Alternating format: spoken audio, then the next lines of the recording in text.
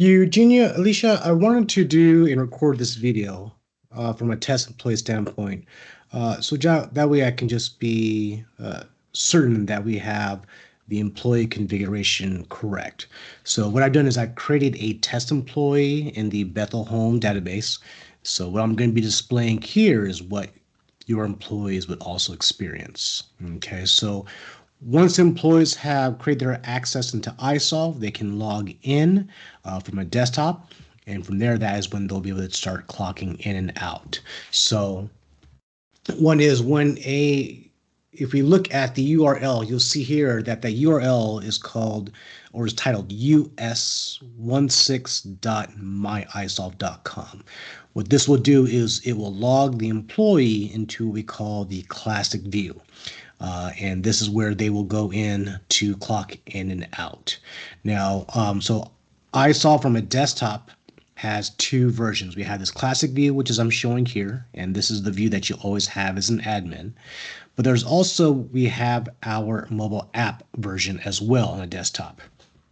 So then employees can switch between the two, right? So here from this classic version, if we look here on the upper right, there are these four squares. If I left click on it, you'll see here that there's this employee workspace option. If I click on this, the system opens up another window and then it logs me in into the mobile app version. So once this logs me in here, this breaks it. So this is the mobile app version. Okay. If the employees, when they log in iSolve, if they find that it brings them to this mobile app version, they can actually switch to the classic version by in the four squares here. They'll left click on it and they'll click to administration, and then that is when it'll open another window to their classic version. Okay. Now to clock in and out, because we're not allowing employees to do so for the mobile app, this mobile app version on a desktop, it will not allow them to punch in and out. Okay, the employees will have to do so from this classic version. Okay, so that's why I kind of point out that when the employees, after they create their accounts and they log into iSolve, if they, for whatever reason, log into this mobile app version, they are then to click on these four squares, click on administration, and then it'll bring them to the classic version. Okay, so the classic version has this URL, us16.myisolve.com. It also may have our old URL, which is cable.myisolve.com. That's KABEL.myisolve.com. Okay, if they bookmark either of those URLs, then it'll always log them into this classic version. Okay, so for the employees, on the classic version, how they will clock in and clock out throughout the day. So currently what is set up right now is they can click on this clock icon drop down, and they'll want to use this detailed punch. So this quick punch, what this will do is it'll clock them in or out automatically, right? So if I click on this now, it does exactly that. It just punches me in or out automatically. Okay.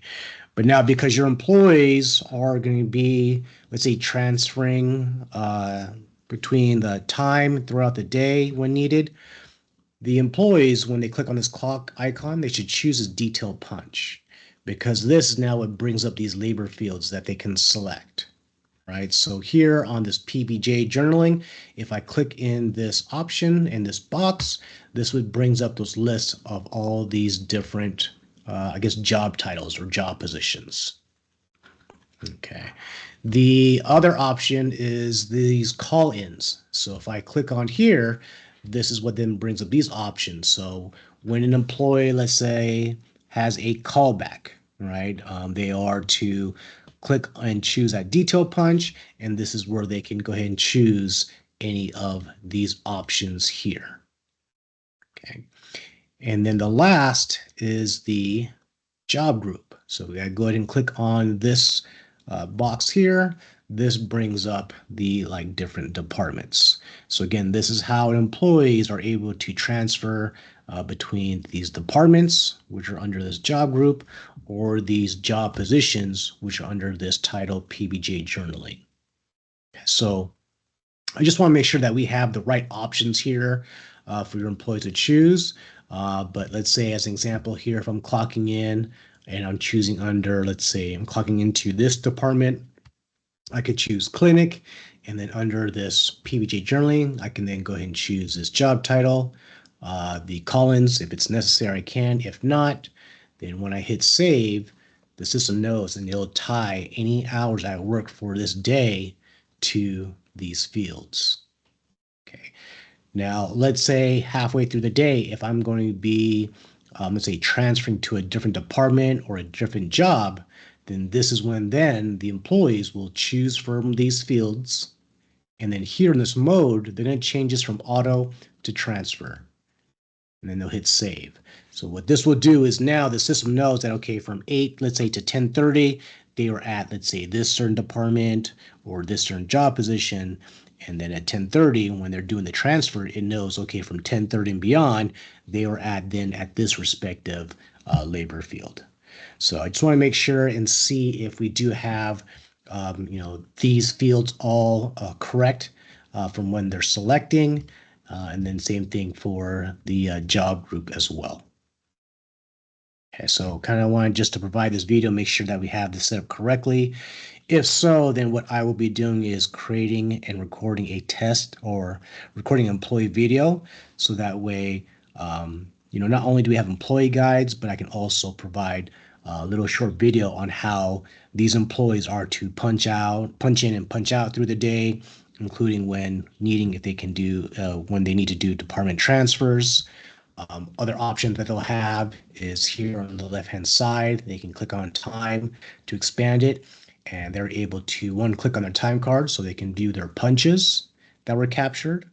Under that, we have this employee calendar. This is where the employees will be able to see their time off requests, whether they're pending or approved. And under this employee calendar, this My Calendar tab, this only will show their own personal time off requests. It's not going to show the entire company. Okay. From a supervisor standpoint, they're going to have this other option below this called admin calendar. And that's what's going to allow, those supervisor directors to be able to see time off requests from the employees they oversee. Okay. But from an employee standpoint, this will only show their own time off requests, whether they're pending or if they've been approved. Okay. To request time off, from here we have this request time off feature. And if I click on this and click on the drop down, these again are the options that the employees will have the ability to select from. Let me check one thing here also. I did not give my test employee an accrual plan, hence I did not see a PTO plan. So I'm just going to my test employee and give them, let's see. Let me click back in here again. There we go. So I'm gonna give them first extended illness plan. I'll just give them 16 hours, and then I'll give a PTO plan. I'll just give them 40. So now that I gave them my test employee an accrual plan with a balance, if I go back now to my test employee, and let me just click cancel here. And if I click on request time off again, if I click on the drop down, I think I missed something for my test employee. I'll need to add it to them as well. But this is where they will be able to choose these options on here. So PTO will be one of them on here, along with that extended illness for there. So again, just want to kind of briefly show you this demo of the employee. I will be out the rest of this week, so I kind of wanted to go ahead and show this to you, so that way if any changes need to be made, especially with these labor options, you can contact Charlie as well, who will be in, and then you can let her know of any changes that need to be made. So as of right now, these are the options that the employees have the ability to clock in and out throughout the day when they log into a desktop at the workplace.